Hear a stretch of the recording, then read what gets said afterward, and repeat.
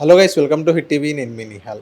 So ఏదైతే జేసీ ప్రభాకర్ రెడ్డి గారు వ్యాఖ్యలకి దానికి స్పందించడానికి ఏదైతే మాధవిలత గారు ఫిలిం ఛాంబర్లో కంప్లైంట్ అనేది రైజ్ చేయడం జరిగింది. ఒకసారి మనం మేడంతో మాట్లాడదాం. మేడం, నమస్తే మేడం. నమస్తే. మేడం, జేసీ ప్రభాకర్ రెడ్డి గారు చేసిన వ్యాఖ్యలకి మీరు ఫిలిం ఛాంబర్కి వెళ్ళి కంప్లైంట్ రైజ్ చేయడం జరిగింది. అండ్ జేసీ ప్రభాకర్ రెడ్డి గారు కూడా సారీ కూడా చెప్పడం జరిగింది. సారీ చెప్పినప్పటికీ ఎందుకు మీరు కంప్లైంట్ అనేది రైజ్ చేయడం జరిగింది? లేదు అండి. ఇది 3వ తారీఖు న్యూస్‌లో వచ్చినప్పుడే ఆ రోజే చెప్పాను నేను ఉమెన్ కమిషన్ వరకు దీన్ని తీసుకెళ్తాను అని చెప్పి. సో 3వ తారీఖు, 4వ తారీఖు మీడియా ఛానల్స్‌తోనే నాకు టైం మొత్తం అయిపోయింది. సో ఉమెన్ కమిషన్‌కి ఇస్తానని నేను మీడియాలో చెప్పడం జరిగింది. ఆ తర్వాత దెన్ మా రిలేటివ్స్ అందరూ ఫోన్ చేసి మా మదర్‌కి చెప్పడం వల్ల మా మదర్ సిక్ అయ్యారు. సో అది చూసి నేను సిక్ అవ్వాల్సి వచ్చింది ఒక 2 మోర్ డేస్. ఓకే. తర్వాత డ్రాఫ్టింగ్ అంతా చేసి ఉమెన్ కమిషన్‌కి, హ్యూమన్ రైట్స్ కమిషన్‌కి ఇవ్వడం జరిగింది. సో దానికి ఒక 8వ తారీఖు అలా అయింది. నేను 9వ తారీఖే హైదరాబాద్ రావడం జరిగింది. బట్ వెరీ అన్‌ఫార్చునేట్ ఏంటంటే ఛాంబర్‌లో వాళ్ళ అవైలబిలిటీ లేకపోవడం వల్ల సో దే సెడ్ 17th మేము ఛాంబర్ ఓపెన్ చేస్తాము. సంక్రాంతికి హాలిడేస్ ఇస్తున్నాము. సంక్రాంతి హాలిడేస్. సో 17th వస్తే బాగుంటుందని చెప్పారు. దానికి ఈ 1 వీక్ నాకు గ్యాప్ రావడం జరిగింది. మేడం, న్యూ ఇయర్కి జనవరి 1కి అది ఇన్సిడెంట్ అక్కడ పార్టీ అనేది స్టార్ట్ అయింది. జనవరి 2nd or 3rd ఎందుకు మీరు కంప్లైంట్ అనేది రైజ్ చేయలేదు? సంక్రాంతి తర్వాత ఎందుకు తీసుకున్నారు? నో మీడియా కాల్ చేసిందే 3వ తారీఖు. ఓకే. సో 3వ తారీఖు కాల్ చేశారు. 3, 4 మీడియాలోనే అయిపోయింది. కనీసం నా థాట్ ప్రాసెస్కి, నా బ్రెయిన్కి ఒక బ్రెత్ తీసుకునే గ్యాప్ కూడా కావాలి కదా. దెన్ అంతే, మా ఇంట్లో వాళ్ళకి తెలియడం, మా మదర్ వాళ్ళు భయపడిపోవడము, వాళ్ళ బ్యాక్గ్రౌండ్ ఇంత పెద్దది అంత పెద్దది అంటే సో నా స్ట్రెంతే నా ఫ్యామిలీ. వాళ్ళు ఎప్పుడైతే వీక్ అయ్యారో నేను వీక్ అయ్యాను. బట్ నేను వీక్ అయ్యాను కానీ వితిన్ 2-3 డేస్లో నేను రికవర్ అయిపోయాను. సో రికవర్ అయిపోయి నేను మళ్ళీ ఫైట్ బ్యాక్ చేయాలనుకొని ఆ ప్రాసెస్ నేను అప్పుడే అప్లై చేసేసాను. ఆల్మోస్ట్ 6, 7వ తారీఖు నేను ఉమెన్ కమిషన్కి, హ్యూమన్ రైట్స్కి నేను అప్లై చేయడం జరిగింది. అండ్ దెన్ హాలిడేస్ ఉన్న రీజన్తో నాకు acknowledgement case number 2 days back వచ్చింది. ఎందుకంటే హాలిడేస్ అయిపోయిన తర్వాత ఆఫీసులన్నీ ఓపెన్ చేశారు కాబట్టి. అంటే 16th రావడం జరిగింది. 15th వరకు హాలిడేస్ ఉన్నాయి. మేడం, అక్కడ ఇన్సిడెంట్ ఏదైతే న్యూ ఇయర్ ఏదైతే మీరు అక్కడ జాగ్రత్త వహించండి, అక్కడ ఏమైనా డ్రగ్స్ కానీ అలాంటి మీ మీద ఎవరైనా దాడి చేయొచ్చని ఒక జాగ్రత్త చెప్పారు మహిళలకి. సో నెక్స్ట్ జేసీ ప్రభాకర్ రెడ్డి గారి ప్రెస్ మీట్ చూసిన తర్వాత సో అక్కడ ఎటువంటి చిన్న ఇన్సిడెంట్ కూడా జరగలేదు అన్నట్టుగానే చెప్పడం జరిగింది. అంత దానికి ఎందుకు అంతలా చేయడం అన్నట్టుగానే టీడీపీ వర్గాలు కూడా మాట్లాడడం జరిగింది. దానిపైన మీరేమంటారు? సంతోషమే కదండి జరగకపోతే. ఇప్పుడు ఆడవాళ్ళ మీద అన్యాయాలు జరగాలని నేనేం కోరుకోలేదు. జరగకపోతే చాలా సంతోషం. ఇన్ కేస్ జరిగి ఉంటే ప్రికాషనరీ అన్నారు, అందుకే దాన్ని. ఇప్పుడు అక్కడికి వెళ్ళొద్దు, నువ్వు వర్షంలో తడిస్తే నీకు జలుబు చేస్తుంది అన్నది ప్రికాషన్. అవును. తడిసాము జలుబు చేయలేదంటే నీ ఇమ్యూనిటీ పవర్ బాగుందని అర్థం. సింపుల్ లాజిక్ అది. అయ్యో నువ్వు తడిసినావు కాబట్టి నీకు మస్ట్ అండ్ షూట్గా జలుబు చేయాలి అని నేను అనలేదు కదా. నేను ప్రికాషన్ చెప్పాను. నేను ఇదే కాదు, చాలాసార్లు చాలా సందర్భాల్లో చాలా వీడియోలు చేయడం జరిగింది. డిఫరెంట్ టాపిక్స్ చేస్తూ ఉంటాను నేను. బట్ పనిగట్టుకొని ఆ ఊరి మీద ఏం చేయలేదు. నాకు ఏదొస్తే అది నేను మా ఊరి మీద చేయమన్నా కూడా చేస్తాను. మేడం, ఇంకోటి వీళ్ళు కూటమి నాయకులు టీడీపీ వాళ్ళు ఏమంటున్నారంటే మేడం డైరెక్ట్గా సో ఏదైతే మీరు అప్పుడు ఒక వీడియో అనేది రిలీజ్ చేయడం జరిగింది అక్కడ ఏదైతే పార్టీ సంబంధించింది. సో ఆ రిలీజ్ అప్పుడు ఆ వీడియోలో అక్కడ పోలీసులు కానీ మీరు ఏమైనా మెసేజ్ ఇచ్చారా, లేకపోతే పోలీస్ కంప్లైంట్ కానీ రైజ్ చేశారా? అక్కడ ఎంత డ్రగ్స్లా ఉంటారు, ఏమైనా మహిళల మీద దాడి చేయొచ్చు, అక్కడ పోలీసు భద్రత అనేది కొంచెం పెంచండి అని ఏమన్నా మీకు చెప్పారా? మీ ఎన్డీఏ కూటమి కదా ఆంధ్ర రాష్ట్రంలో ఉందని వాళ్ళు అంటున్నారు. అప్పుడు అనేవాళ్ళు వాళ్ళు ఇచ్చుకోవాలండి కంప్లైంట్స్. ఎందుకంటే అక్కడ ఏం జరుగుతుందో పోలీసులకు బాగా తెలుసు. అండ్ పోలీసులు కూడా కొన్ని ఏరియాలలో వెరీ అన్ఫార్చునేట్ పొలిటికల్ లీడర్స్కి పాపం వాళ్ళని ఏమనలేము, హెల్ప్లెస్ సిచ్యువేషన్స్లో పోలీసులు కూడా ఉన్నారు. మేబీ తాడిపత్రి పోలీసులు కూడా అలాంటి సిచ్యువేషన్లో ఉన్నారు. అండ్ పక్కన బీజేపీ వీళ్ళకి ఎవరైతే కామెంట్స్ చేశారో వాళ్ళకి గొడవలు అవుతున్నాయి. ఎస్పీ వరకు లేఖలు రాసుకోవడం కూడా చాలా జరుగుతున్నాయి అక్కడ. సో నేను ప్రికాషనరీ వీడియో చేశానండి. ప్రికాషనరీ వీడియోకి పోలీస్ కంప్లైంట్ పెట్టాలి, చెయ్యాలి అట్లాంటి రూల్స్ ఏం లేవు. అవేర్నెస్ వీడియో నేను చేసింది, అవేర్నెస్ వీడియో మాత్రమే. అవేర్నెస్ వీడియోకి ఏ చట్టం పరిధిలోకి పోలీసులు కేసు ఫైల్ చేయడానికి వస్తుందో చెప్పండి. మాకెందుకు నువ్వు చెప్పలేదు అని పోలీసులు కూడా అడగలేరు. Because it is awareness video. Awareness ఎందుకు చేస్తాము? ఓకే, నేను ఒక ఫిల్మ్ పర్సనాలిటీనో లేక పాలిటిక్స్లో ఉన్నానో నేను చెప్తే ఒక 10 మంది వింటారు కాబట్టి అవేర్నెస్ క్రియేట్ చేశాను. సో అవేర్నెస్ క్రియేట్ చేయడానికి పోలీస్ కేసు ఎందుకు పెట్టకూడదు అంటే దట్ ఈస్ ఇల్లాజికల్ క్వశ్చన్ అవుతుంది.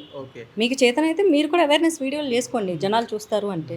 మేడం, ఇక్కడ టీడీపీ వాళ్ళు కూడా కొంతమందితో ఏమంటున్నారంటే మాధవిలత గారు బీజేపీలో ఏదో ఒక పదవి ఆశించడానికి కోసం ఈ మొత్తం టార్గెట్ చేస్తున్నారు అని వాళ్ళందరూ అంటున్నారు. దానికి మీరేమంటారు? బీజేపీ టీడీపీ వాళ్ళందరూ అనట్లేదండి. ఓన్లీ బ్రెయిన్లెస్ ఫెలోస్ ఎవరైతే మీతో ఎవరో మరి నాకు తెలియదు కానీ ఎవరా టీడీపీ వాళ్ళు నాకైతే తెలియదు. బీజేపీలో పదవులు కావాలంటే సోషల్ మీడియాలో వచ్చి డాన్సులు కట్టకూడదు, ఓకే. ఓకేనా? బీజేపీ లీడర్లతో మాట్లాడుకోవాలి, ఇది అందరికీ తెలుసు. ఓ ముక్కలు తిన్నామని బొక్కలు మెల్లేసుకొని తినాలని పదవులు కావాలి అంటే సోషల్ మీడియాలో వచ్చి పోస్టులు పెట్టి లేకపోతే ఇష్యూని కెలికితే రాదు. నాకు తెలియని ఏ బీజేపీ లీడర్ లేరు, ఓకే. ఇటు ఆంధ్ర బీజేపీలో నాకు తెలుసు, ఎందుకంటే నేను అక్కడ ఎమ్మెల్యేగా కంటెస్ట్ చేశాను నా పార్టీలో. సో నాకు తెలియని లీడర్స్ ఎవరు ఉన్నారు? మేబీ కొంతమంది పేర్లు తెలియకపోవచ్చు, కానీ నాకు పురంధేశ్వరి గారు ప్రెసిడెంట్గా ఉన్నారు, వాళ్ళు తెలీదా? ఆర్గనైజర్ సెక్రటరీగా మధుకర్జీ ఉన్నారు, వాళ్ళు తెలీదా? సో వాళ్ళిద్దరు ఆధ్వర్యంలోనే పార్టీ మొత్తం నడుస్తూ ఉంటుంది. సో నాకు తెలియకుండా ఎవరు లేరు కదా. పోనీ ఇటు తెలంగాణలో చూసుకుంటే కిషన్ రెడ్డి గారు తెలీదా, బండి సంజయ్ గారు తెలీదా, లక్ష్మణ్జీ తెలీదా? ఎవరు తెలియదు చెప్పండి నాకు. పర్సనల్గా నాకు తెలియనంతగా ఎవరున్నారు? వాళ్ళ పర్సనల్ కాంటాక్ట్లు ఉన్నాయి, కావాలంటే వాళ్ళ పర్సనల్గా వాళ్ళ ఇంటికి వెళ్ళగలిగే స్వేచ్ఛ కూడా నాకు ఉంది, కాదనగలిగేది. ఢిల్లీకి వెళ్తే నేను అక్కడ మినిస్టర్ల ఆఫీస్కి వెళ్ళగలిగి వాళ్ళ రెసిడెన్స్కి వెళ్ళగలిగేటటువంటి స్వేచ్ఛ కూడా నాకు ఉంది, కాదని ఎవ్వరు అనలేరు. నేను వెళ్ళి నాకు అవసరం ఉన్న సందర్భాల్లో నేను మాట్లాడి రావడం కూడా జరిగింది. మనకి పదవులు కావాలంటే పార్టీ వాళ్ళని వాళ్ళ ఇంటికి వెళ్ళి అడగాలి.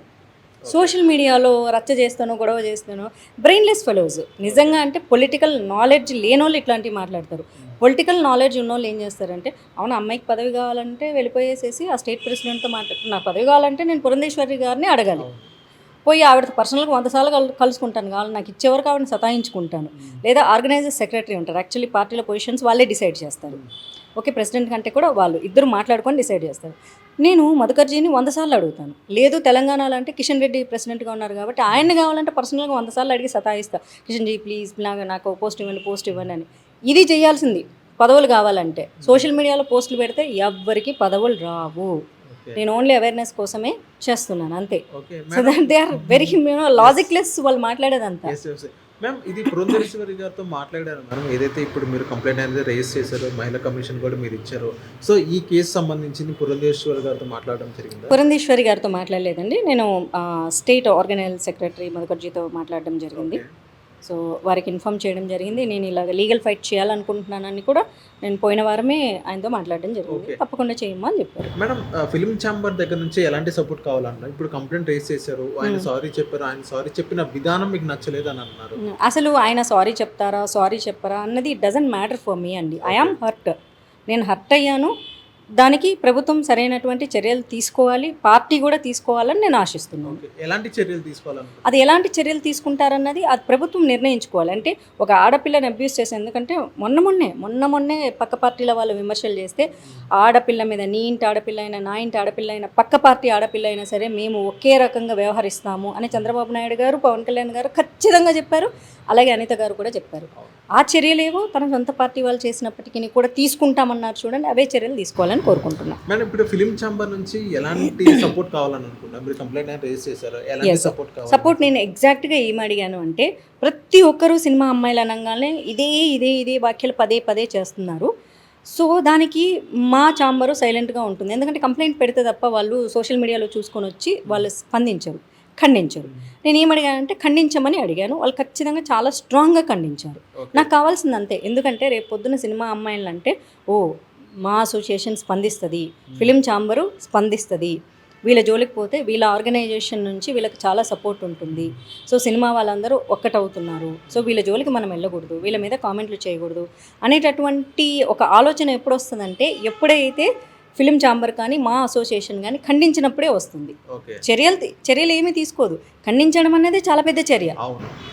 మేడం ఇప్పుడు జేసీ ప్రభాకర్ రెడ్డి గారు పొలిటికల్, మీరు ఒక పొలిటికల్ పరంగా ఒక సోషల్ అవేర్నెస్ కోసం ఒక మెసేజ్ అంటూ ఇవ్వడం జరిగింది, దానికి ఫిలిం ఛాంబర్కి ఏంటి లింక్ అని అంటున్నారు? ఆయన ఏ పాయింట్ పెట్టి నన్ను తిట్టారు? సినిమాలు చేసింది, బట్టలు ఇప్పుకొని చేసింది, మా ఊర్లో సినిమా షూటింగ్ చేసింది, ఈ హీరోయిన్లు, ఈ సినిమా వాళ్ళు ఇంతే, ఇవన్నీ వచ్చాయిగా. అక్కడ first point number 1, 2, 3 cinema. So నాకు ఐడెంటిటీ ఇచ్చిన సినిమానే కదా ఆయన పాయింట్అవుట్ చేసింది. సెకండ్, ఈ బీజేపీ వాళ్ళకి ఎవరు దొరకలేదా, ఈ సినిమా వాళ్ళని తీసుకొచ్చారు, ఇట్లాంటి వాళ్ళని తీసుకొచ్చారు. So which is interlinked. అంటే నా ప్రొఫెషన్, నేను చేస్తున్న ప్రొఫెషన్ని పాయింట్అవుట్ చేస్తూ అబ్యూస్ చేస్తూ నేను ఆ ప్రొఫెషన్లో ఉన్నాను కాబట్టి నేను అలాంటి దాన్ని నా క్యారెక్టర్ అసాసినేట్ చేశాడు ఆయన. సో ఖచ్చితంగా ఇది సినిమా ఇండస్ట్రీకి సంబంధించిందే కదా, సినిమా వాళ్ళు ఇట్లాంటి వాళ్ళు అన్నారు ఆయన. సో అదే సినిమా వాళ్ళని తీసుకొచ్చి బీజేపీ ఎంటర్టైన్ చేస్తుంది అన్నారు. సో విచ్ ఈజ్ 100% ఇంటర్లింక్ అది. సో ఖచ్చితంగా మరి ఛాంబరు ఇప్పుడు మీకేం పని పాట లేక ఛాంబర్ వాళ్ళు ఖండించారా, లేకపోతే మా అసోసియేషన్ వాళ్ళు ఖండించడం జరిగిందా? విష్ణు గారు ఎలా స్పందించారు మేడం ఈ కేసు గురించి చెప్పంగానే? యా, శివబాలాజీ గారు, మాదాల రవి గారు విష్ణు గారికి ఫోన్ చేయడం జరిగింది. డే 1 నేను ఫోన్ చేసిన వెంటనే ఇలా తను ఇలా మనకు మా అసోసియేషన్కి రావాలనుకుంటున్నారు, ఇలా మనల్ని స్పందించమని అడుగుతున్నారంటే తప్పకుండా టేకప్ చేయండి అని చెప్పారంట. Okay, so thank you madam. మీకు ఎలాంటి ఈ కేసు సంబంధించి మీకు న్యాయం జరగాలని నేను కానీ మా హిట్ తరఫున కానీ కోరుకుంటున్నాను. Thank you so much. Hit TV నుంచి నాకు కూడా సపోర్ట్ కావాలి, ఎందుకంటే ఫర్దర్గా ఇంకా నేను ఈ చట్టపరంగా ఇంకా వెళ్ళలేదు నేను. సో కేవలం ఛాంబర్ పరంగా మాత్రమే, తప్పకుండా నేను చట్టపరంగా న్యాయపరంగా నేను వెళ్తున్నాను, అలాగే రాజకీయ పరంగా కూడా. ఓకే మేడం, ఏదైనా బ్యాక్ డోర్ నుంచి కాంప్రమైజ్ అవ్వండి అని బీజేపీ నుంచి ఏమైనా ఒత్తిడి వస్తే మీరు కాంప్రమైజ్ అయ్యే అవకాశాలు ఉన్నాయి? బ్యాక్ డోర్స్ ఏమున్నాయండి, ఒకసారి మనం చట్టపరంగా వెళ్ళిన తర్వాత నో బ్యాక్ డోర్స్ ఉండవండి. బ్యాక్ డోర్స్ అంటే ఇప్పుడు బీజేపీ పెద్దలు కానీ ఎవరైనా కానీ ఆ కేసు పెట్టదు, కొంచెం అలా చేసుకొని ఎవరన్నా అలా చేసే వాళ్ళు అయితే అసలు ఇన్ని రోజులు మా వాళ్ళు ఎప్పుడో సార్ట్ అవుట్ చేసి ఉండేవాళ్ళు. సో అలాంటివి బేసిక్గా ఏంటంటే బీజేపీ వాళ్ళు చెయ్యరు. నేను లీగల్ ఫైట్ చేస్తానన్నప్పుడే వద్దమ్మా అనేటోళ్ళు, నేను చేస్తానంటే చెయ్యమ్మా అన్నారు, చేయమని అన్నారు. ఓకే, ఎవరు చెప్పారు మీరు లీగల్గా వెళ్తున్నారని? నేను మా పార్టీ ఎవరు పెద్దలు ఉంటారో ఆంధ్రప్రదేశ్ రాష్ట్రానికి వాళ్ళతో మాట్లాడడమే జరిగింది. డోంట్ మెన్షన్ నేమ్, చెప్పారా? పెద్దలతో చెప్పారా? Yes, definitely I informed. Yes, వాళ్ళు ఏమన్నారు, ఎలా స్పందించారు? నేను లీగల్గా వెళ్దాం అనుకుంటున్నా అంటే వెళ్ళమ్మా అన్నారు. వెళ్ళిపోన్నారు. ఇప్పుడు ఏదైతే ప్రెస్ మీట్ కాదు అని ఎలా చెప్పగలరండి, ఇది నా హార్ట్. ఇప్పుడు ప్రియాంక గాంధీ గారిని మొన్న ఢిల్లీ ఎమ్మెల్యేగా కంటెస్ట్ చేసే అతను ఫ్లోలో ఏంటి ఈ రోడ్లు కూడా ప్రియాంక గాంధీ బుగ్గల్లాగా నున్నగా చేస్తాను అన్నందుకే అది ఆడదాని మీద అబ్యూజివ్ కామెంట్స్ చేసినట్లు కన్సిడర్ చేసి ఎమ్మెల్యే క్యాండిడేట్గా ఉన్న అతన్ని పీక్ పడేశారు పార్టీ నుంచి, ఆడదాని మీద ఇట్లాంటి తప్పు మాటలు మాట్లాడారు అని. సో ఒక ఫ్లోలో అతను అన్నది అంటే అది తప్పే, క్యాండిడేట్ని పీకి పడేశారు. ఇంకో కొత్త క్యాండిడేట్ని వెతుక్కోవడం అప్పటికప్పుడు వాళ్ళ కష్టమైనా సరే, ఇంకా 1 month టైం కూడా లేకపోయినా సరే పీకేశారంటే ఎంత స్ట్రాంగ్ యాక్షన్స్ తీసుకుంటుందో ఆలోచించాలి. సో థ్యాంక్ యూ మేడం, మీకు న్యాయం జరగాలి. ఏదైతే మీ మీద కానీ సినిమా వాళ్ళ మీద కానీ ఏదైతే ఒక అబ్యూస్ లాంగ్వేజ్ యూజ్ చేశారో సో దాన్ని వాళ్ళు విత్డ్రా చేసుకుంటారని మీకు న్యాయం జరిగిద్దని నేను కూడా మా హిట్ టీవీ గారిని కోరుకుంటున్నాను. హిట్ టీవీ యాప్, ఇందులో short news, live news, entertainment shows, movies, digital magazines తో పాటు మీ జిల్లా వార్తలను కూడా ఫ్రీగా చూడొచ్చు. అంతేకాదు కేజీ నుంచి పీజీ వరకు విద్యార్థులకు స్కాలర్షిప్ కూడా అందిస్తున్నాం. ప్రతి వారం 10 మందికి లక్కీ డ్రా ద్వారా ఒక్కొక్కరికి 10,000 రూపాయలు అందిస్తున్నాం. ఇంకెందుకు ఆలస్యం, వెంటనే హిట్ టీవీ యాప్ ని డౌన్లోడ్ చేసుకుని ఫ్రీగా ఎంటర్టైన్మెంట్ పొందండి. Hit TV app. Hit TV app. Please download hit TV app. Hit TV app ని ఫ్రీగా డౌన్లోడ్ చేసుకొని ఎంజాయ్ చేయండి. మీకు నచ్చిన ఎంటర్టైన్మెంట్ కోసం హిట్ టీవీ యాప్ ని ఫ్రీగా డౌన్లోడ్ చేసుకొని ఎంజాయ్ చేయండి. హిట్ టీవీ యాప్ ని డౌన్లోడ్ చేసుకుని ఆస్వాదించండి, ఆశీర్వదించండి. ఇంతమంది సెలబ్రిటీలు హిట్ టీవీ యాప్ ని డౌన్లోడ్ చేసుకోండి అని చెప్తున్నారంటే ఎంత మంచి యాప్ ఆలోచించండి.